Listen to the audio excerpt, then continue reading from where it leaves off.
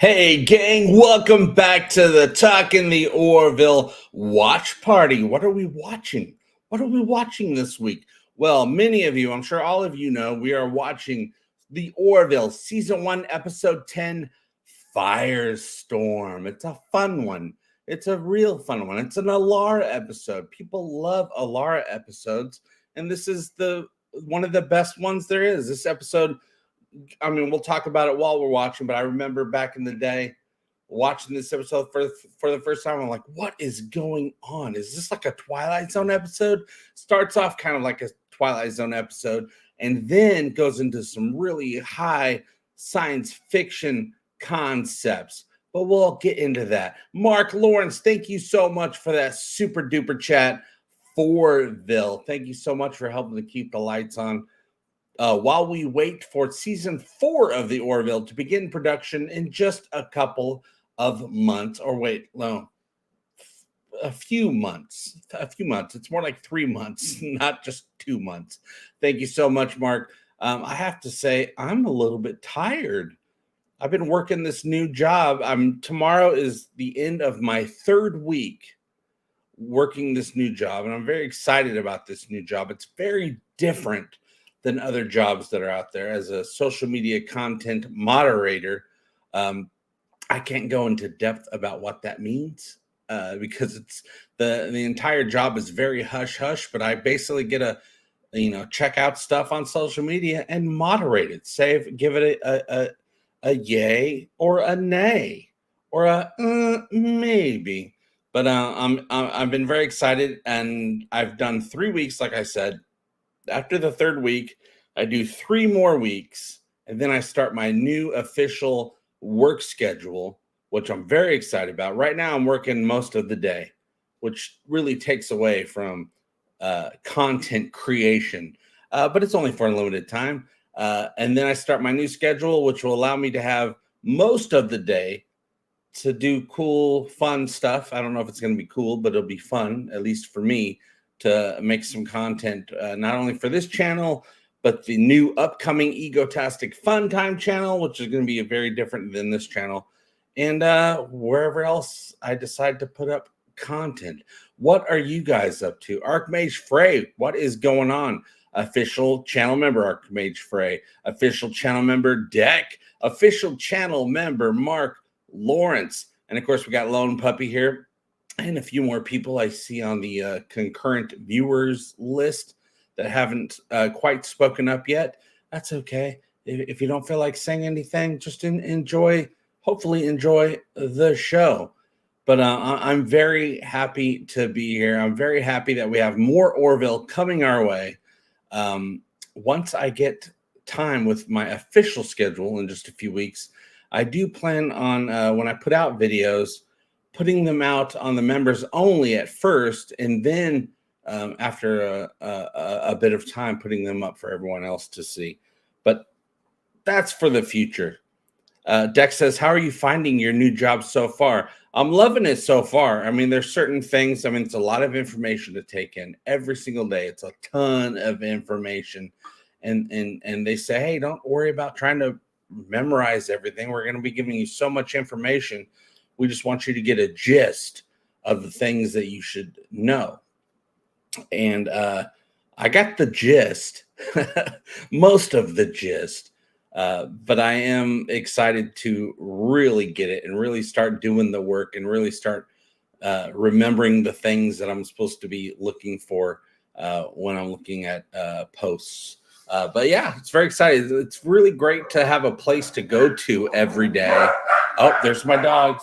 I don't know if you can hear them, but they're barking at each other, probably up to no good. It's very nice to have a place to go to every day.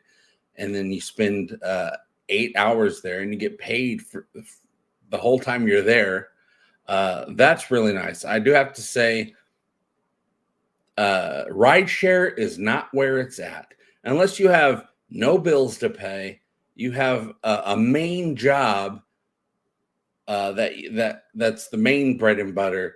Rideshare, I think, is a great side gig, but don't try to make it your full gig. I didn't have a choice for a while. YouTube did all the things that YouTube did to me, and So that made it where I had to rely on rideshare as much as I possibly could. And it's just not worth it. It's so much work, so much wear and tear in your car. And it's just a lot of time out of your life for almost nothing, because you got to spend money. You got to spend money you got to spend a bunch of money to make a little bit of money, because you got to pay for whatever your car needs. You got to pay for gas every day, a tank of gas every single day. It's nice going to a place and I don't have to buy a tank of gas every single day. I can buy a tank of gas maybe once a week or every once a week and a half. But I'm very much looking forward to getting it back to more Orville time, especially with the new season coming our way.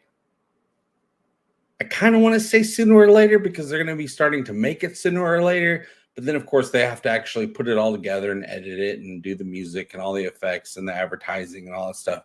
So that'll take some time. But at least they're making the thing that we love. Yeah, and thanks, Deck. Deck says, that's good, talking about my new job. Thank you very much. I'm very excited. I feel very good about it.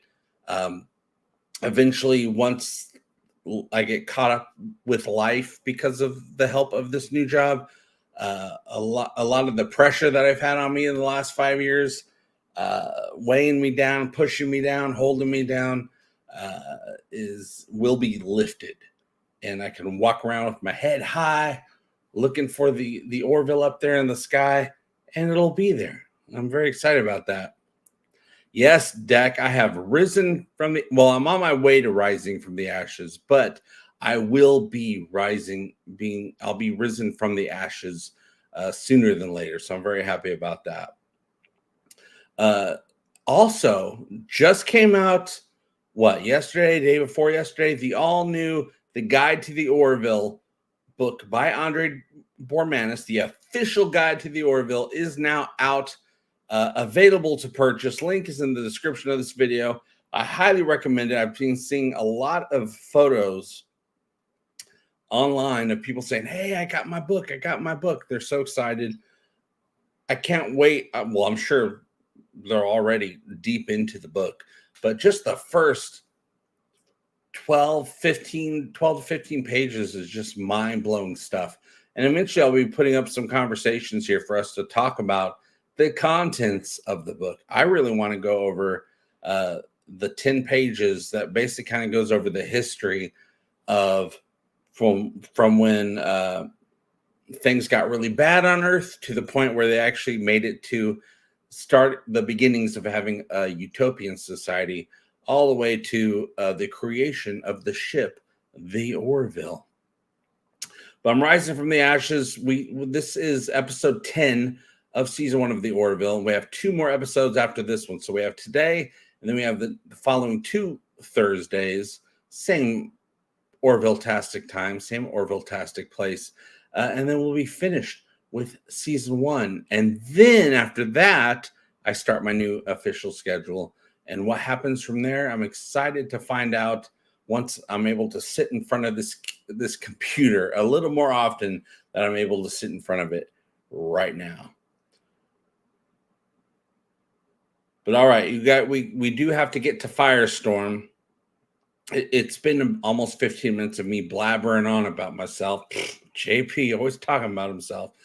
So for those of you who don't know, the way these watch parties work is I change the screen right here, and below me will actually be playing a sliver of the episode you will see. But this sliver is mostly there to show us the subtitles of the episode, so we can follow along. Even if you're not watching along on your side of the screen, you can follow along on my side of the screen with the subtitles. No audio or anything like that.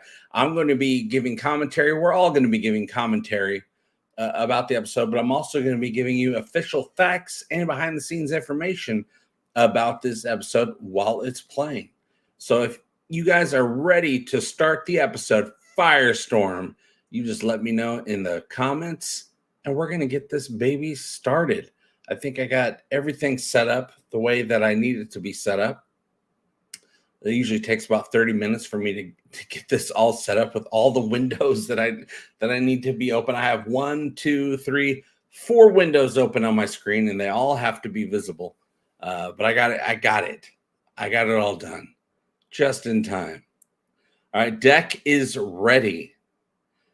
And I assume Archmage is ready because Archmage is always ready.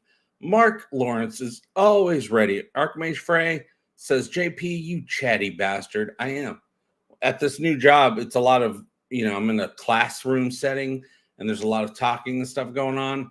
And everybody in the room is getting chatty. Not me. I'm keeping it zipped because I'm keeping myself in check because I know how chatty that I get. So I'm keeping myself nice and grounded while in the class so I can be there to absorb the information and be there ready when I'm called on to give the answer to something. All right, Lone Puppy says, I'm good to go, JP. All right, so the way this works is I count down from 5, 4, 3, 2, 1, and on 1, we all press play at the same time. So I got the episode right below me. Let's give it a start and see where we begin. So in 5, 4, 3, 2, 1. And there it is. Starting off with the Orville in a space storm. It's not fiery, but it's very electrical, I must say. And boom. So we're starting off with tension and action right off the bat. Usually not done in very many Orville episodes. They're getting thrown around, doing their, jostling back and forth. And then they add some shakiness in the editing process. And boom. Okay, can we see most of that? Yeah, we can see that. Chief Newton, you guys. Chief Newton's official last episode being the chief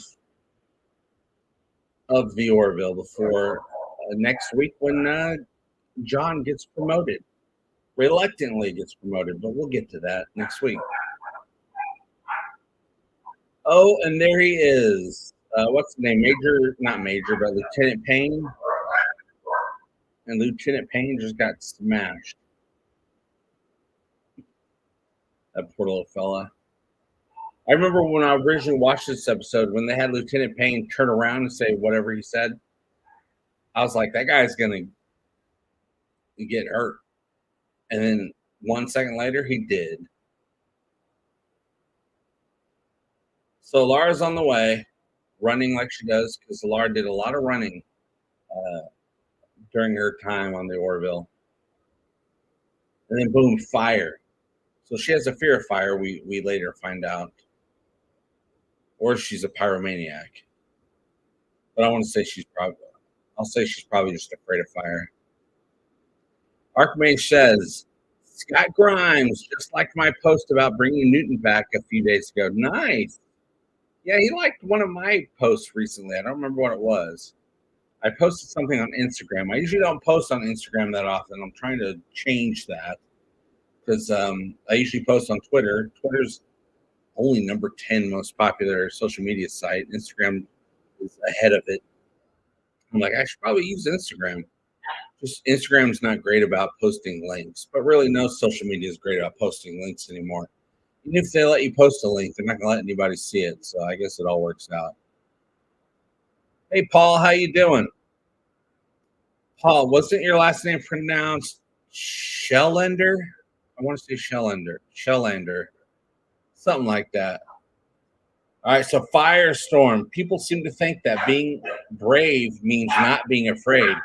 The way I see it, if you're not afraid, there's nothing to be brave about. That's from Ed Mercer. Sorry if you can hear my dog barking. She's got a really high voice. She got a very high-toned voice. Firestorm is the 10th episode of the first season of The Orville.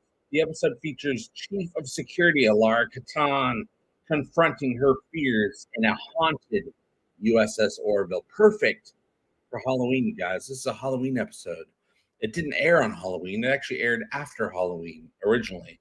The original air date of this episode in the United States was November 16th, 2017. It aired February 15th in the UK and April 24th, 2008. Oh, that's in 2018 in the UK. And also 2018, April 24th in Denmark, I guess they're saying Denmark. Firestorm was written by Cherry Chever. Dumb wrong. I can't say her name. She's a writer for Family Guy as well, and directed by John Cassar. This is one of the few episodes of the season not to be written or directed by Seth MacFarlane. It features the music of John Debney. The last couple episodes, I think, have been John Debney, hasn't it? It's his time this part of the season. Will it be next week? I don't know. We'll have to wait and find out. So the title Firestorm refers to Catan's fear of fire and a growing storm of terrifying happenings on the ship.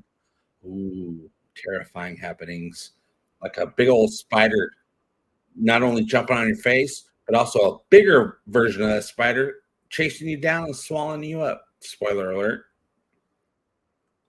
So while the episode suffered the worst TV viewership numbers of the season, it was very well received by general audiences. Firestorm holds an 8.4 on IMDb, the fourth highest of the year. Yeah, this episode's crazy fun. Crazy fun. Yeah, Archmage says, I hate a happening. Do you hate the show What's Happening? Because every episode of What's Happening had happening. A little reminder of how strong Alaric is. All right, I'm going to scroll down. I'm reading from the Orville fan wiki. There's a link in the description of this video if you want to check out this episode on the fan wiki, but also just, click on things and you can learn anything about any episode of the Orville, any episode, any season, any character, any race, anything. It's pretty amazing. Sorry, Harrison Payne. He got collapsed on. That silly old bulkhead. All right, so production, the writing. Firestorm was written by Cherry to fit into the horror genre of sci-fi. The episode was written backwards, with the final revelation of Catan running in the environmental simulator occurring first to creator Seth MacFarlane, and then Cherry building a plot leading to the reveal. At MacFarlane's suggestion, Cherry relied upon phobias as a way to develop Catan's character. She completed the script sometime between June and October of 2016. Cherry later commented on which phobias she decided to include. We wanted to do something that was a horror movie. Then, as a matter of the rest of us, the staff, brainstorming scary things. And of course, clowns were at the top of the list. Yeah, the whole clown thing. This is the clown episode, you guys. Lone Puppy says, if it were me, I would just dial back the artificial gravity so anyone could lift the debris. Yeah, that could be done in the eSIM. I mean, it doesn't have to be a gravity thing. It could just be the way it's simulated. And then, of course, Bortus. Do you prefer the mustache or the wig when it comes to Bortus, you guys? Filming of this episode. Filming was completed sometime in July 2017 under the direction of Brandon Braga. Filming took roughly 8 days, another 8-day episode. So far, every episode of season 1 of the Orville took 8 days to produce. But the score, John Debney's score, just like all the other episodes, took 3 weeks to complete. The episode is one of the few that MacFarlane either wrote nor directed that we already read. Prosthetics and dentures were designed by Howard Berger for the clown to give the monster a smile that a human face could not otherwise make. The actual look of the clown was designed by wardrobe designer Joseph Porro, who sought to transform a common birthday clown into something terrifying. I'm not sure if Joseph works for the show anymore. I mean, going all the way back to season 2, I'm not sure if I loved his work. All his designs in season 1 were great. I can't remember at what point he may have stopped working on the show because he got hired. I think he might have gotten hired with Picard or a couple other cool shows. Maybe he'll be back for season 4.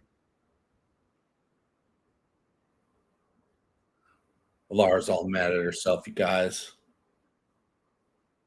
To film the scene where Kelly nearly falls into an abyss inside the ship, the crew constructed a special two-story set. Adrian Palicki and Halston Sage wore safety harnesses while shooting.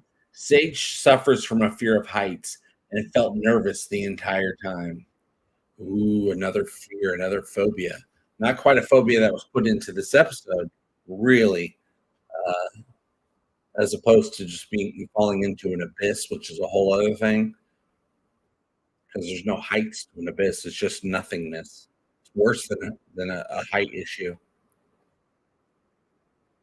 The spider jump got you good, Deck. Yeah, that I did never expected. Even when as weird as things got, I never expected a giant spider monster to pop out in this episode.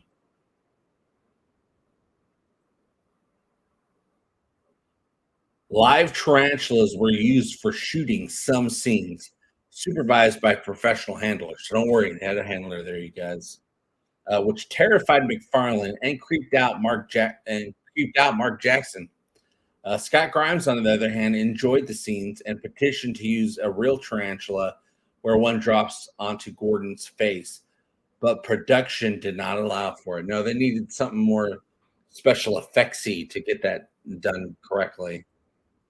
Somewhere in my files, I have a visual representation of the final scene of the spider falling on Gordon's face and the digital effects version of it. I have to find that somewhere. I got so much content on this computer from years of Orville behind the scenes videos that I've dropped.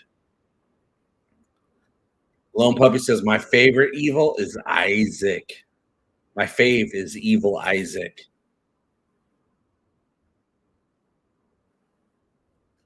I was so excited to see Robert Picardo in the scene because at this point we didn't know that Robert Picardo had anything to do with this show, and then boom, Star Trek right there, and that's Molly Hagan.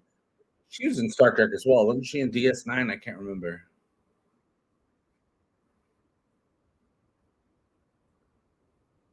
And this scene with Robert Picardo, it's a nice, fun little scene. Not super impressive, but wow, when he came back in the second season for the episode Home, I was super impressed with Robert Picardo's performance.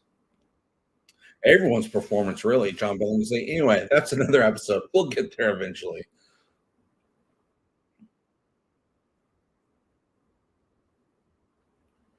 So, viewership reception when it comes to this video. Firestorm was very well received by TV audiences with an 8.4 rating on IMDb, the fourth highest for season 1. However, very few watched the episode relative to the show's performance overall. It was watched by 3.1 million viewers in the United States, the lowest of the season. 3 million viewers. That's pretty dang good in this day and age when it comes to anything on television being watched, because there's so much stuff to watch. The numbers for everything have gone down because people have so many choices. So right here is the very first scene that we are in the eSIM. This is all part of the program. That was great, actually. We went from a real scene straight to a eSIM scene. So we never would have thought that they were on the eSIM. And then we come across this clown and we're all like, what? There's nothing like this has never happened on the show. Man, that clown is rude, putting people in danger, doing parkour on the ship. And then commercial break. Not for us, but when I originally watched this on Hulu, commercial, I knew that was the commercial break time. And like everyone's like, what just happened? I saw a crazy clown on the Orville. That shouldn't be possible. This is a futuristic sci-fi show.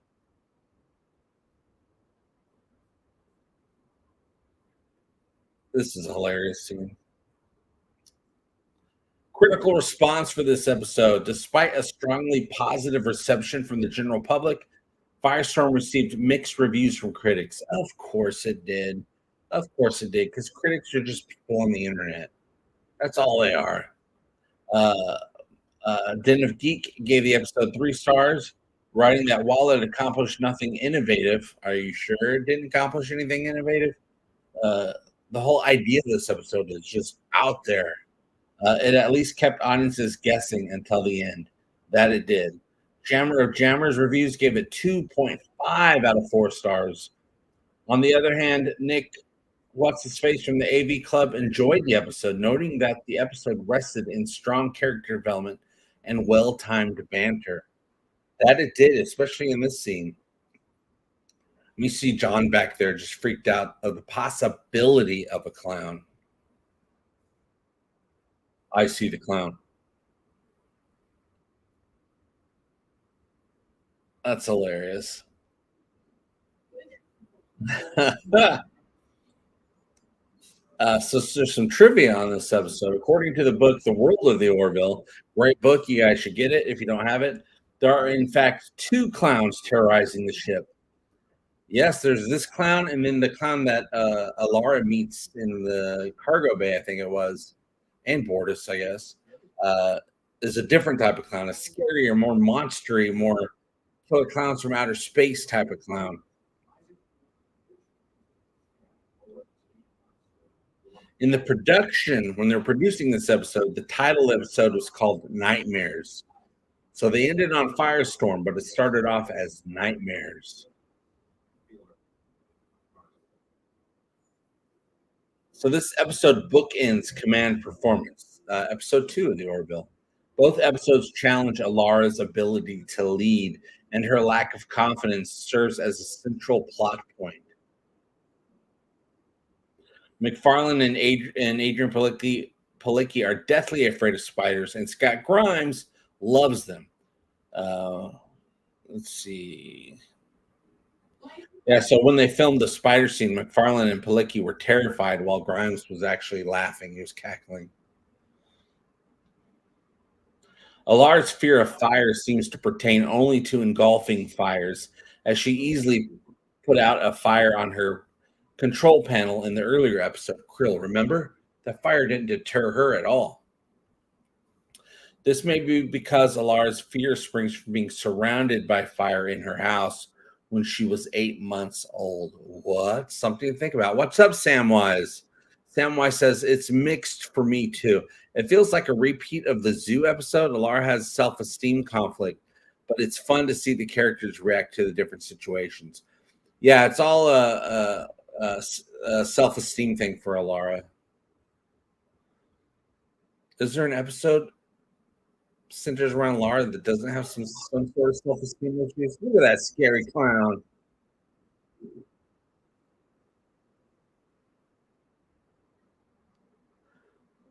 Samwise says, Scott is my spirit animal. I don't mind spiders, too.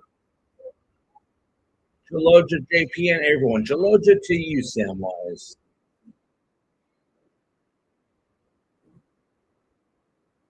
So in this scary episode, Alara gets to fight this clown in the shuttle bay. In season 3, in a scary episode, Shadow Realms, Tala gets to fight scary spider people, spiders, in the shuttle bay, but she don't.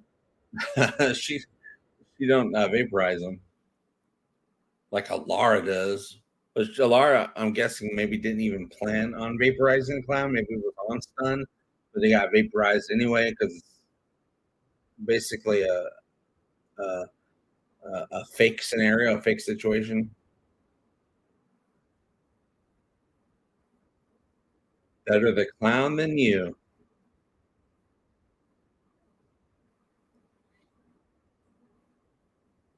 Vampire clowns. Scared John.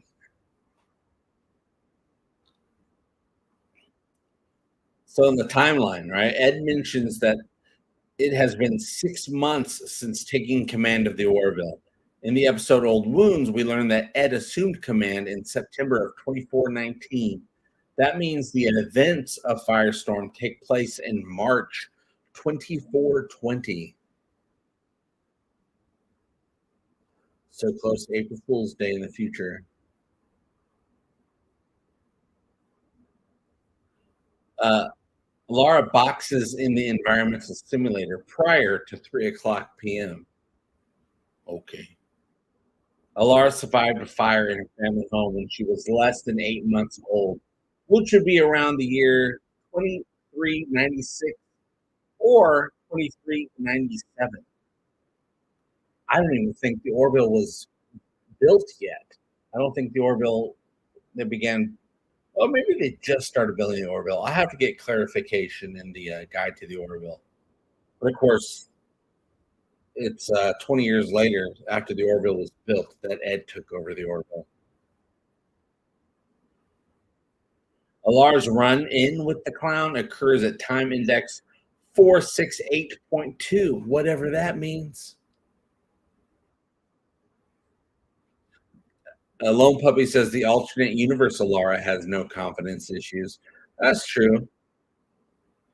I mean, it's just a short little scene. But yeah, she didn't have any confidence issues. Probably the events of her life up to that point, from when the Kalon were doing their things, probably strengthened her character a bit.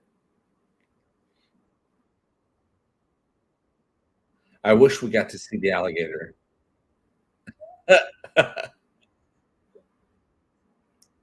That's true. Regardless, it is crushed. References. Bortus, Gordon, and John want to enact an 18th century duel in the environmental simulator. Yeah, that's great. I want to see. I want to see that. I want to see the 18th century duel between Bortus, John, and Gordon. So this, even though everything, so many unexpected things are going on, this was really unexpected because Claire is one of ours. She's not some outside force. But at this point, I was like, is there an alien taking over people's minds or replicating people? Is that really Claire? Or is it some sort of alien monster?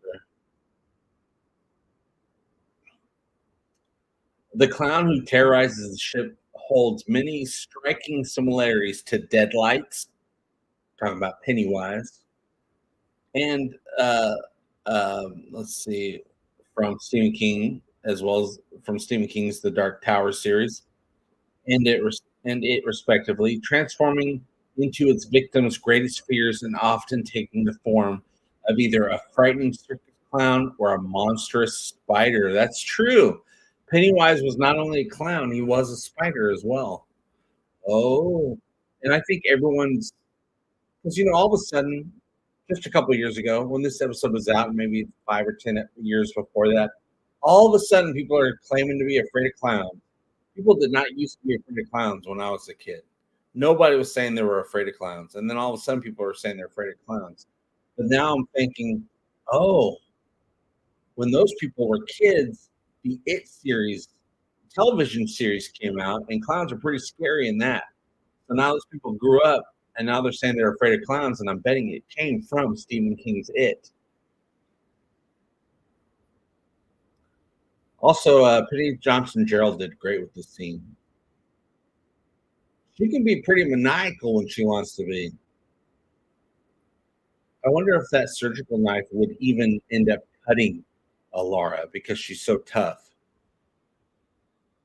Just like when she got shot in episode 4, and those bullets, they didn't kill. They went into her skin, but because she's so tough, it didn't kill her. I wonder, just like with Superman, you can't cut Superman with a knife. The knife would just bend. Yeah, Penny can be really evil. She's the real Pennywise in this situation. Yeah, it can mean futuristic premonition.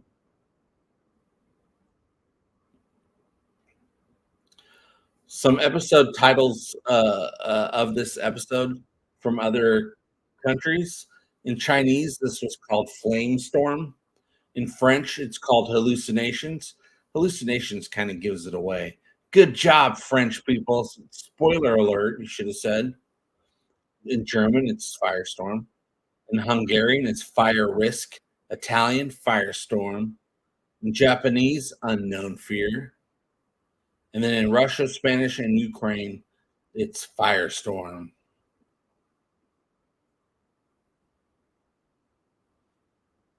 Oh, here's something. Here's a mistake in this episode. When Kelly Grayson nearly plummets into the void, she receives a large red mark on her forearm. In the next cut, the mark has disappeared. What? Have we done the Abyss scene yet? Did I miss it? Yeah, Rip Nurse Park. He's spider fight in Shadow Realms episode. Yes. Some people think he's still alive, but I don't think so. Pranakasha Productions, thank you for that super duper chat it up. Thank you so much for helping to keep the lights on. I'm getting close to being out of the woods with this new job. I'm not out of the woods yet. A couple more weeks, I should be caught up. I'm very excited about that. So super chats like that really help quite a bit, and I very much appreciate it.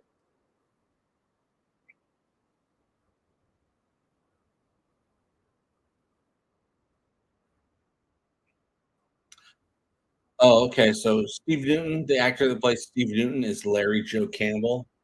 And I know Archmage wants Chief Newton to return.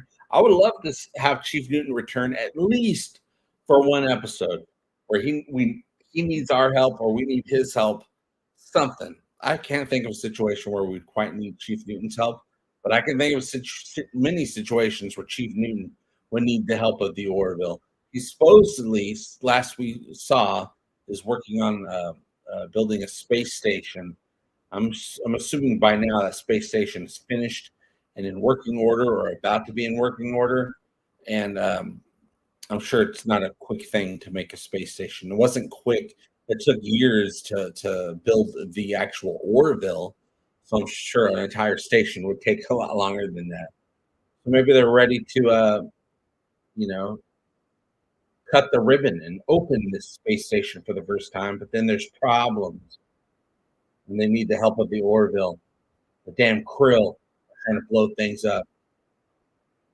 Yeah, I'd be no bueno with those spiders, you guys. I'm a no bueno spider guy. Even if one of those spiders was in a cage and was completely harmless, and someone said, "Hey, why don't you pet it?" It's totally fine. I would not want to touch it. Do not want to know what a tarantula feels like. I'll have that memory. It's not a memory I want to have.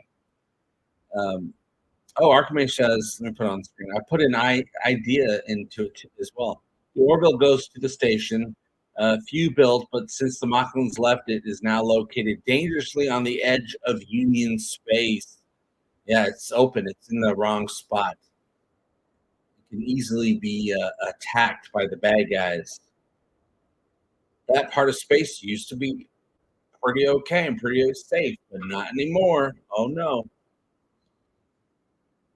I can think of all kinds of reasons to at least for one episode to have Chief Newton, at least for one episode to have a real Alara guest star, not a cameo, a guest star of an episode.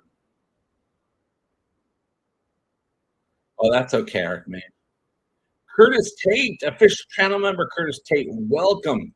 Greetings and Geloja to you, my friend. We're watching us some Firestorm.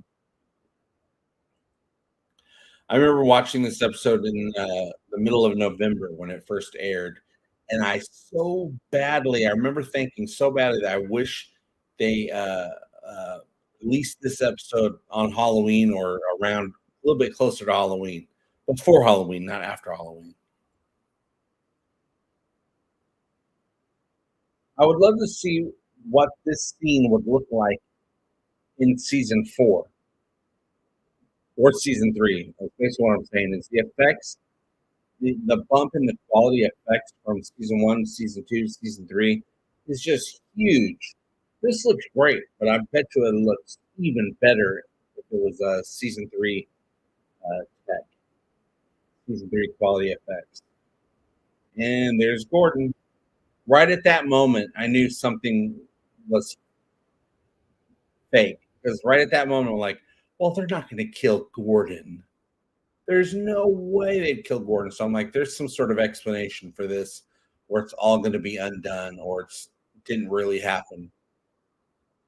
But I still didn't think of it as being an eSIM situation.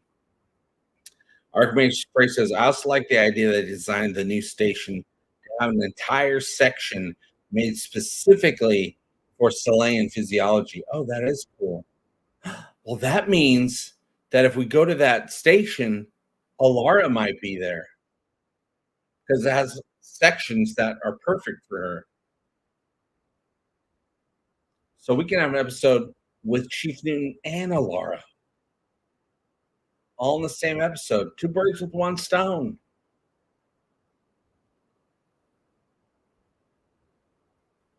And now everyone's gone. This reminded me of that episode of TNG, the Beverly Crusher episode, where people just kept disappearing and no one remembered them. Yeah, that would be fun to see Samwise. And doesn't Chief Newton, at least previously before, at least probably in Command Performance, was calling her kid? She kind of had to shut him down a little bit. If I recall, she shut him down, or did she not? Or did she just take the unintentional jab? Yeah, Beverly's stuck in the warp bubble. She's the one that disappeared. And from her perspective, everyone else was disappearing. That's still one of my favorite episodes. One of the episodes I remember often. And at this moment, I'm like, okay, this is like a dream sequence type situation now.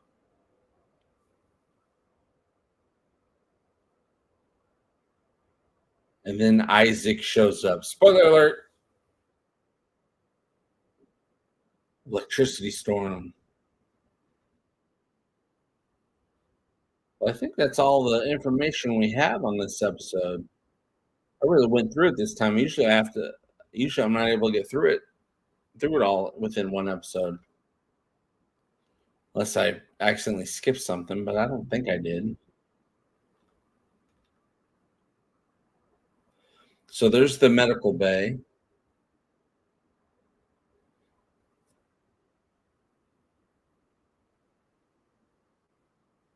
Yeah, I was really enjoying this episode because I'm like, cinematically, the cinematography was changing, becoming more creepy.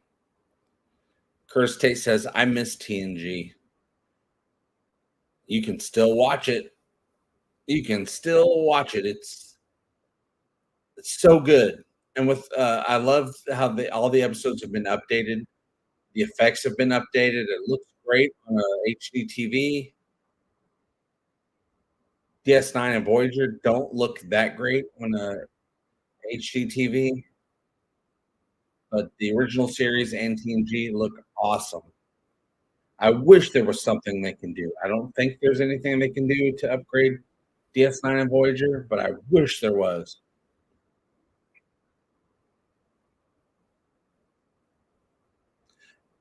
Yeah, I was real sus watching this episode when Isaac showed up. I'm like, okay, Isaac's the only one there.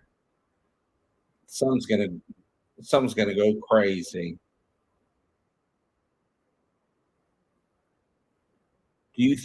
What's up, Nuno? How you doing? Nuno, do you think we will have any news soon about season 4? Well, we did get the news, Nuno, that season 4 begins filming in January. So just 3 months away, they will start production. I said filming, but I meant production because they have to start building everything before they can start filming. So production will probably be a month or so, and then things will be ready. They'll start the table readings, and then they'll start filming. I'm interested to see in season 4 if it's directing wise, if it's just going to be Seth and John, or if they're going to start bringing back guest directors. Because I assume they're going to want to film the season 4 the same way they filmed season 3 with the cross-porting. They're just filming scenes from all kinds of different episodes. If the set requires it, like, oh, why come back to the set 2 months from now when we can just film the scene right here and now? But yes, we are getting a 4th season, Seth MacFarlane a couple of months ago said there will be more Orville. Scott Grimes announced at Star Trek Las Vegas that production begins in January. I already knew that I got my private official confirmation from production that they were picked up for a fourth season months ago. Uh, but of course, that's just private information. It's not a big announcement for everyone else. So, but there hasn't been any announcements from the studios yet. But that's just because it's too early. Also, because they're not. I don't think they're contractually allowed to say anything about the Orville officially until the new Ted season comes out. I think that's part of the contract. Yeah, I'm going to be a season 4 guest director. I'm going to direct the Chief Newton Alara episode. But no, if you're a fan of the Orville, you can be excited. You don't have to worry about giving your hopes up or anything. It is season 4 is coming. It's been picked up. You won't find any official news about that yet, but it is coming. And everybody knows about me. I'm not just some YouTuber out there making up stuff to get clicks or anything like that. I only say these things when I actually know the information from the people that matter. Kingdom Cast. I'm so glad they're coming out with another season. MacFarlane take on sci-fi and sitcoms are such a breath of fresh air and so uplifting. I'm going to promote the hell out of this show for the 4th season. Kingdom Cast, me and you both, we are on it because I'm going to be promoting the hell out of it. So I'm glad you're going to be doing it as well. Samwise Scott must be really on really good terms with Fuzzy Door to say that and got no slap on the wrist. I think he only said that because he was allowed to say that. I think if he wasn't allowed to say that, he wouldn't. But from the point right when he said it, I could see a ramping up of more nudges from the casting crew that there's more coming. And then the icing on the cake was Scott. But I'm sure he said that because he was allowed to say it.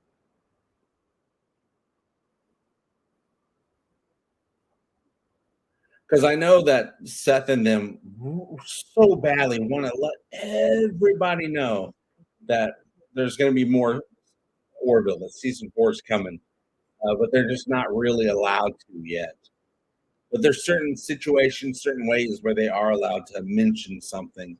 So that's been starting to happen, even with Seth MacFarlane saying that there is more coming. Mike Henry's podcast, he said that. Oh, Laura's got to get off this ship. That was well done right there. That flash of light, and there's Isaac all of a sudden. Boom.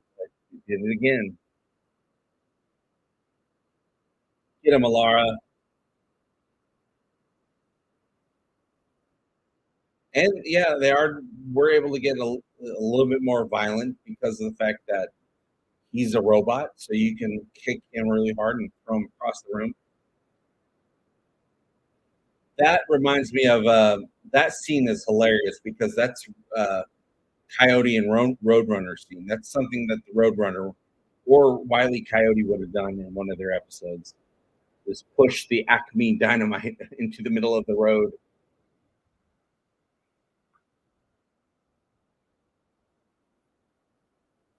Yeah, Scott is on very good terms with Fuzzy Door. Scott is still working for Fuzzy Door, being the star of the Ted series, or one of the stars. And then the Orville gets exploded, you guys, with some space pew-pews of lightning. You got a big explosion. Of course, at this point, we knew what was going on. We knew she's in the eSIM, so we weren't too scared, too worried about the Orville being exploded because we knew it was right there. Boom, a simulation. Dex says, "Cool. You can also guest star as Jay Pulio if you don't mind getting in the makeup chair." Oh, I don't mind. Give me a paycheck, I'll do whatever they want. Well, actually, it's the Orville. They don't have to pay me. I'll do whatever they want. Sam White says, I think the season 4 tip off for me was people working on the show stopped asking us to ask for new Orville and picked up new projects at the same time. Like they know what's up and when it's happening. Yeah, I've been following a ton of people on social media since 2017. And when it comes to season 3, you would see some of them every once in a while respond to people that said, "Oh, there's not going to be any more Orville, blah blah blah," and I'd see things of them saying stuff like, "Oh, that's what you think," or little comments like that, and I'm like, "Okay." They're getting bothered by the anti Orville talk that the internet's the internet. You can't stop it. But uh, I saw them getting tired. I mean, luckily, I knew last year they told me the Orville is coming back, but I didn't know what that meant. I didn't know if it was a movie, a cartoon, a new season. But now I know it's been confirmed to me that it's a new season. But I don't know how many episodes that season's going to be. Is it going to be 10? Is it going to be 8? Is it going to be 12? I doubt it's 12. But wouldn't that be nice?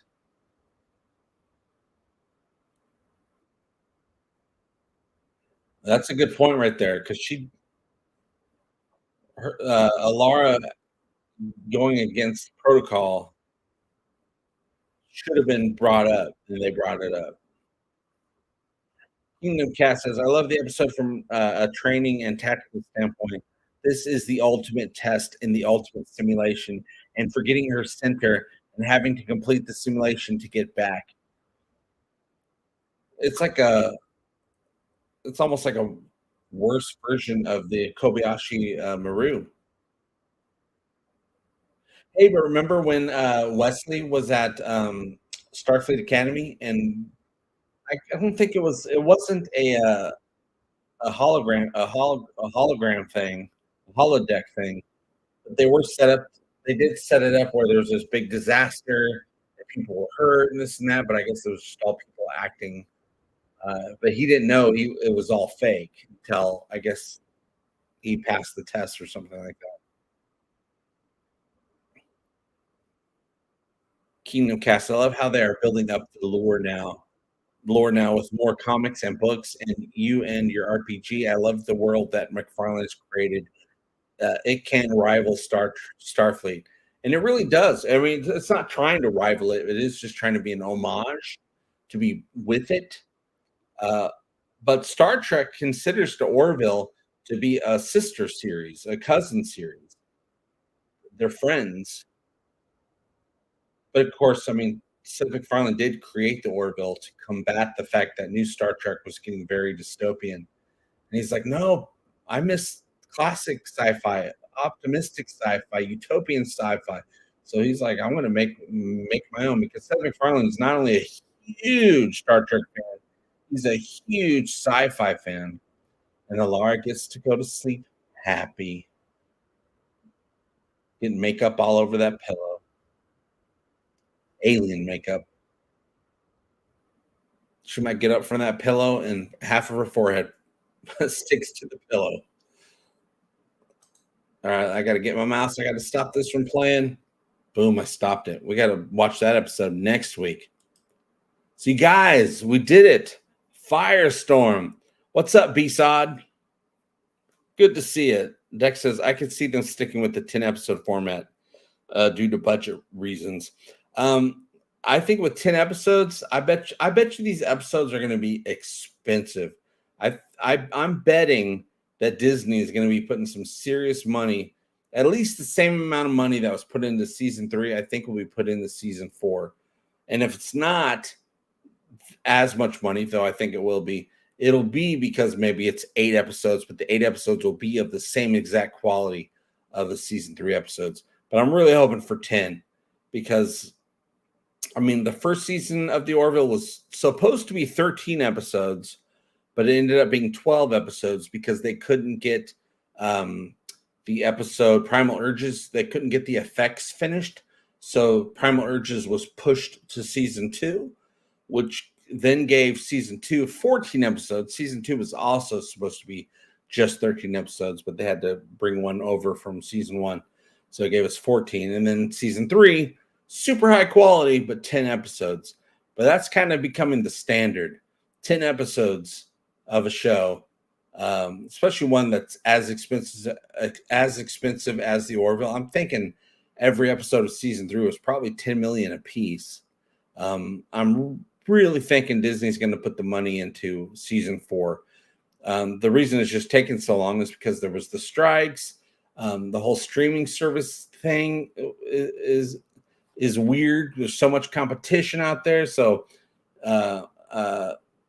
these streaming studios especially, we're holding the purse strings back for a little while until they can get caught up and figure their S words out.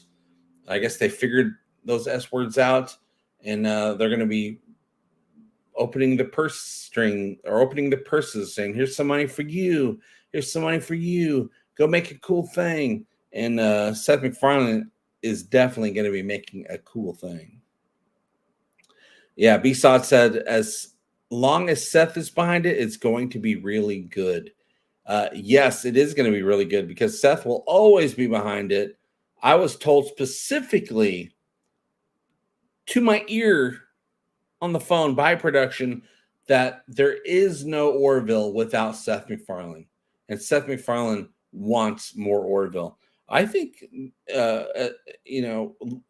his future life, when he's older, he's going to look back. We're all going to realize that the greatest thing he's ever done, and he's done some great things, but the best thing he's ever done is the Orville. And I can't wait to see where the Orville universe is at many years from now, decades from now. Is it going to be, more seasons, some movies, spinoffs? The entire Orville universe is ripe to be created upon and going off in so many different directions. People are already saying they want an animated series as well, more comics, more books, not just technical books. The Guide to the Orville just came out, but novels, stories. Sympathy for the Devil. It's a great book. It's my favorite episode of the Orville, which they have not yet produced, but it is set to be produced for season 4. I'm so excited to see what they do with this episode. Having read the book, experienced that story, I can't wait to see it come to life on the screen. Yeah, Dex says, as long as we get longer episodes like in New Horizons, I'm hoping we get at least 60-minute episodes, but I could imagine them scaling back a little bit, maybe give us just some regular length 52-minute episodes that will maybe that'll help us get more episodes in the season. I mean, season 3, technically it's 10 episodes, but really it's the same amount of footage as season 2. It's the same amount of footage, same amount of content as 14 episodes of the Orville, even though it's just 10 stories. So there's that to think about as well. 10 episodes isn't necessarily 10 episodes. It's actually a lot more. Oh, B-Sod, I highly recommend Sympathy for the Devil. Brandon Fayette said that besides the Topa episode, A Tale of Two Topas, his favorite episode is Sympathy for the Devil. For me, it is my favorite episode. It hits so many boxes for me. Not only in the sci-fi realm, but just in stories being told realm, as well as things happening in the Orville universe realm. We get to see the Caliban in that episode. We're all missing the Caliban. We all want an update on the Caliban. Sympathy for the Devil won't give you an update on the Caliban, but you will see Caliban. All right, you guys, it looks like we made it. We did over an hour, which is a lot for me right now because of the new job. But like I said, just stick with me because in 3 weeks, I start my new official schedule, my new official work schedule, which will finally allow me to have all the daylight time. Well, the morning to 2:15 in the afternoon to create stuff. So it's a good 6 hours every day where I can be in front of my computer doing the things that I love to do. Thanks, Soundwise. Very much appreciated. Thank you, B-Sod. Deck says, what about stop motion episodes? Well, you're going to have to talk to Tim Burton about stop motion episodes. Yeah, what if they had Tim Burton come on and direct an episode for season 4 and he had some stop motion going on? I'm about it. Whatever idea you come up with, if it's in the Orville universe, I'm interested in checking it out, even stop motion. But all right, you guys, I do have to go. I have to go do family time. For the little bit of time I get to do that, let me get my... And also, there's been some cool changes to StreamYards that I have not been able to check out yet, but eventually I will check out and see what's going on there. Apparently now they have intro and outro videos, which would definitely work for me because I use that such thing, but I have to go in here and have time to arrange it and things like that. Yeah, Tim Burton's The Corpseville. Thanks, Deck. All right, I'll see you guys very soon. Thanks for supporting the stream. Thanks for supporting the channel. So much more coming out once I get done with this training for this new job, which is going to make everything better in Talking to Orville and Egotastic Fun Time. I'm very excited to see what happens, but I'll see you guys very soon. And remember, we all do better when we all do better. Love you. Bye-bye.